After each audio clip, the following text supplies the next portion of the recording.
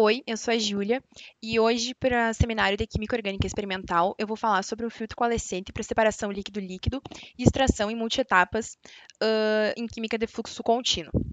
Para a agenda de hoje, vai ter uma breve introdução, depois o funcionamento do fluido, como funcionou a metodologia de teste, os resultados e, claro, a conclusão também.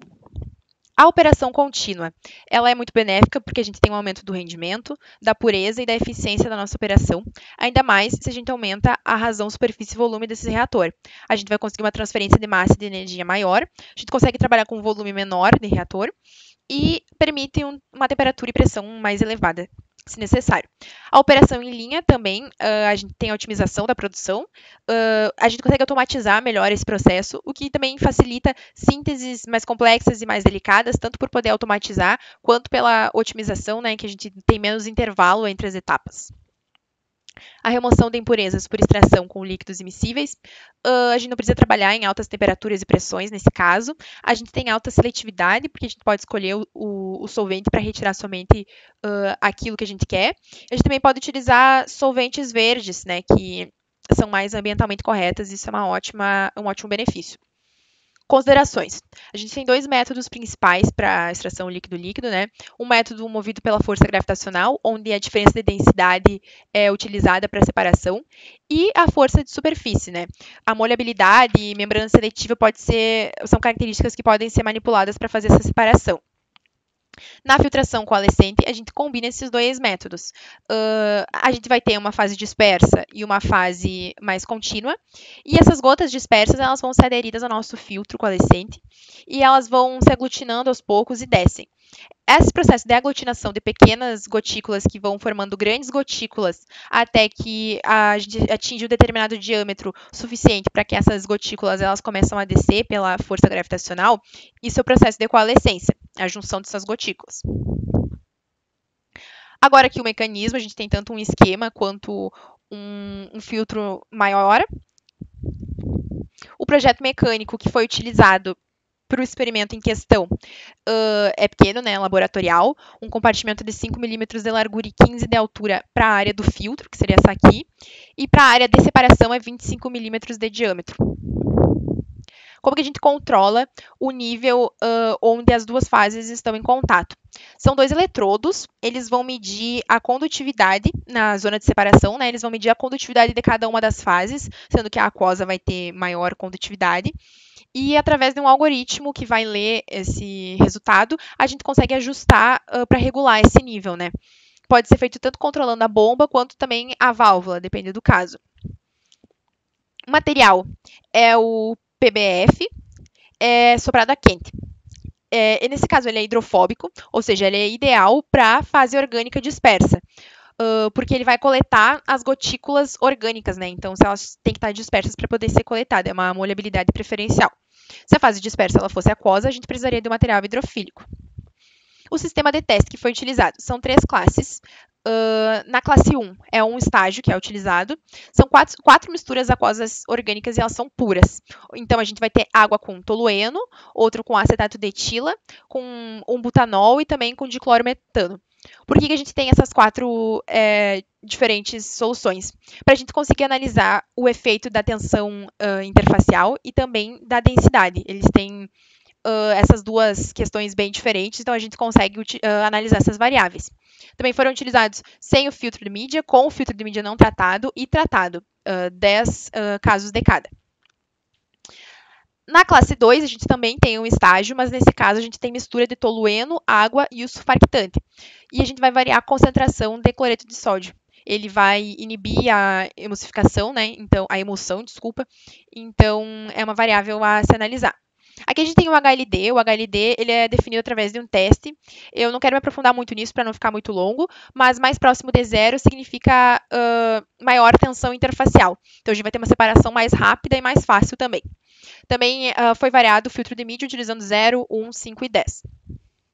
Na classe 3, a gente vai analisar o número de estágios e a proporção das fases. Então, foi utilizado um estágio, 2 e 3, e a proporção das fases também. Aquosa orgânica, né, 1:1, 2:1 e 3:1. A solução foi 50% água e 50% acetona, com 250 mg por litro de cloreto de sódio. E o solvente foi tolueno anidro, 99,8%. Por que a gente escolheu esse sistema? Por que eles escolheram, né? É um sistema muito bem estudado, então já tem muitos dados sobre ele. E também ele é de baixo custo. Então, para o experimento foi uma boa opção. Considerações mais sobre a metodologia. Foi realizado um estudo idêntico com o separador de membrana comercial. Assim, a gente consegue comparar e ver qual dos dois é mais eficaz para cada um dos casos. Na membrana foi utilizado tanto a hidrofóbica quanto a hidrofílica, e o que teve o melhor resultado foi o que foi considerado para análise. A performance. Como é que a gente vai determinar a performance e qual foi o melhor? A gente vai analisar a fase aquosa e determinar o quanto de fase orgânica que tem nela, o quanto de fluido orgânico, e a mesma coisa para o orgânico, né? Vamos ver o quanto de fluido aquoso que tem nele. O ideal é que a gente tenha 0 nas duas fases para que a gente tenha separação completa. E para isso a gente utilizou cromatografia. A gente também variou a vazão nas classes 1 e 2 para analisar essa variável.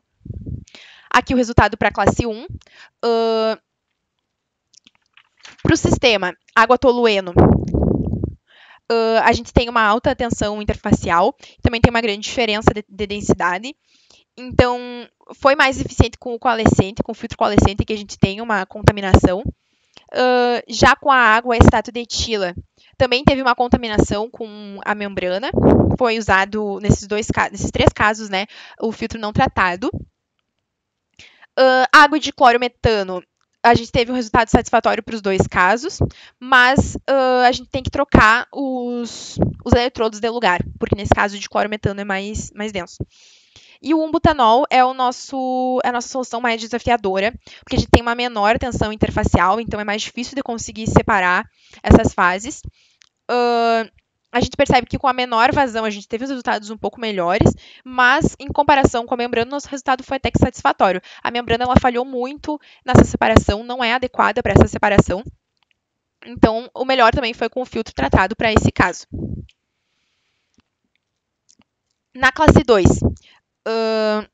a gente percebe que no sistema A e B, a gente tem, nas soluções, né, A e B, a gente tem o HLD mais negativos, ou seja, eles melhoram com mais camadas nesse caso. Mais camadas de filtro foi melhor para o sistema A e B.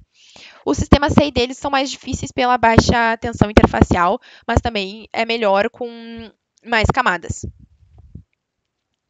Também foi analisado que adicionando mais cloreto de sódio, a gente consegue um HLD melhor, a separação é mais eficaz, porque a gente tem menos emulsificação.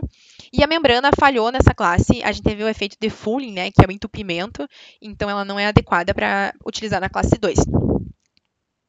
Na classe 3, que a gente analisou o número de estágios e a proporção, o número de estágios é esse primeiro número e a proporção é o segundo. A gente percebe que um número de estágio maior foi mais eficaz. Claro, né, a gente tem mais... acontece mais vezes a separação, a gente consegue ter mais eficácia. E também a proporção melhor foi a proporção mais igualitária, porque a gente tem, assim, quando a proporção aumenta, a gente acaba tendo uma diminuição na força motriz do processo, sabe? Então, é melhor com a proporção mais igualitária. Também nesse caso, a gente teve um estudo que a gente comparou o fluxo contínuo com o fluxo em lote. O resultado mostrou 10 a 20% mais eficiência para o nosso fluxo contínuo. Agora, para conclusão, analisamos as variáveis de presença de surfactantes. Percebeu-se que o surfactante ele acaba absorvendo um pouco no filtro, o que altera um pouco a propriedade da molhabilidade desse filtro, mas mesmo assim a gente teve resultados satisfatórios. A tensão interfacial, quanto maior ela for, mais fácil vai ser de fazer essa separação, assim como a diferença de densidades. Quanto maior for essa diferença, mais fácil vai ser a nossa separação. O número de estágios. Aumentando o número de estágios, a gente tem uma melhor recuperação. E a proporção entre fases mais igualitárias também facilita o nosso processo.